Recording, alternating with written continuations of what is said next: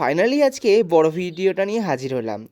এই আলপনার short video তোমরা দেখেছিলে যে আমি কি করে দিয়েছিলাম। তোমরা অনেকেই কমেন্ট করেছিলে যে বড় ভিডিও দিতে এবং ফুল ডিটেলসে বলতে। তো সেই জন্যেই আমি অনেক দিন আগেই ভেবেছিলাম দেবো, কিন্তু আমার ল্যাদ লাগছিলো বলে আর দেওয়া হয়নি। তো যাই হোক, আমি এখানটাতে ফার্স্টে আমি কিন্তু খড়িমাটি গুলে নিয়েছি। এটা খড়িমাটি, তোমরা চাইলে ফেব্রিক দিয়ে দিতে পারো, কিন্তু যারা বিগিনার্স তারা প্র্যাকটিসের জন্য কিন্তু খড়িমাটিটা বেস্ট, খুব ভালো কাজ করে। শুকিয়ে গেলে খুব সুন্দর একটা কালার আসে, একদম হোয়াইট। তো যাই হোক, তোমরা দেখছো এখানটাতে কিন্তু আমি আগে থাকতে এরকম পেন্সিল দিয়ে জাস্ট ডি মতন শেপ এরকম আমি এঁকে নিয়েছি, যাতে অ্যাটলিস্ট এই রাউন্ডগুলো যেন একদম ঠিকঠাক মাপের হয়। আর এই কালী পুজোটা কিন্তু আমার দিদির বাড়ি হচ্ছে, তো দিদির বাড়ি পুজো, সেই উপলক্ষেই কিন্তু আলপনাটা আমার দেওয়া।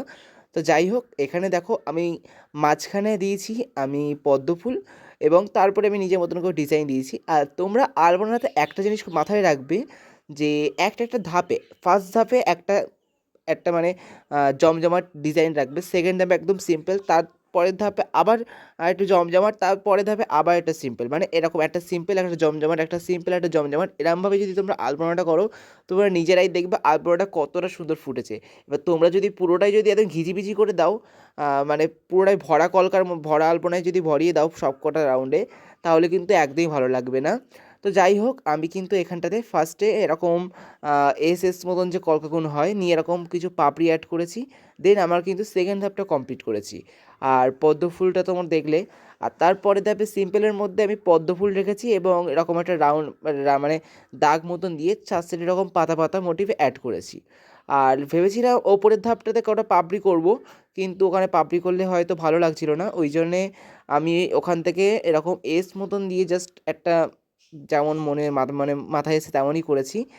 তো আর এখানে আলপনা করতে প্রচুর অসুবিধা হচ্ছিল, যেহেতু গোবর দেওয়া ছিল, আর গোবরটা পুরো কাঁচা অবস্থায় ছিল, একদম ভিজে ভিজে জায়গা ছিল। যতই আমি দিচ্ছি শুধু রঙটা চারদিকে ছাড়িয়ে ছাড়িয়ে যাচ্ছিলো।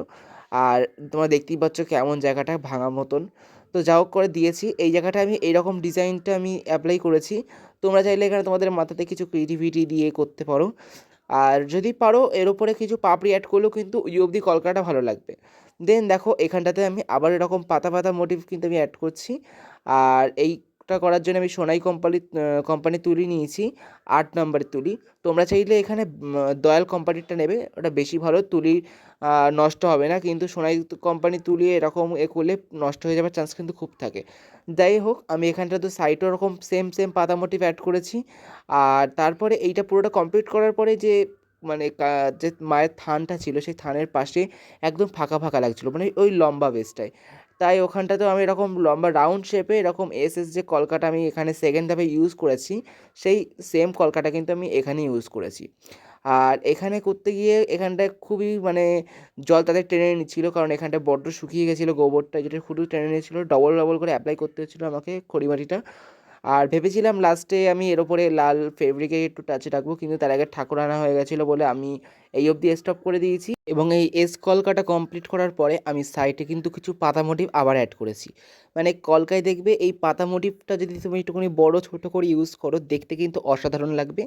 যাই হোক, এখানটাতে এইটুকুনি করার পরে আমার আবার ফাঁকা লাগছিলো বলে আমি আবার দুটো লাইন টেনে নিয়ে আবার পাতা মোটিভটা অ্যাড করেছি। দেন আমার এই হচ্ছে কমপ্লিট লুক পুরো। তোমরা এবার বলো কেমন লাগছে। থানটাও কিন্তু আমার নিজের হাতে বানানো, মায়ের যে থানটা করেছি এখানটাতে, যে যার উপর মা বসবেন বেদিটা, সেটাও কিন্তু নিজের হাতে করেছি আমি। আর আলপনার লাস্টে দেখো কতটা সুন্দর ফুটেছে, একদম ধবধবে সাদা লাগছে। কেমন লাগলো কমেন্ট করে কিন্তু অবশ্যই জানিও, আর চ্যানেলে নতুন থাকলে সাবস্ক্রাইব করে দিও। আজকে এই পর্যন্ত, নেক্সট আবার একটা কোনো ভিডিও দেখা হবে। টাটা।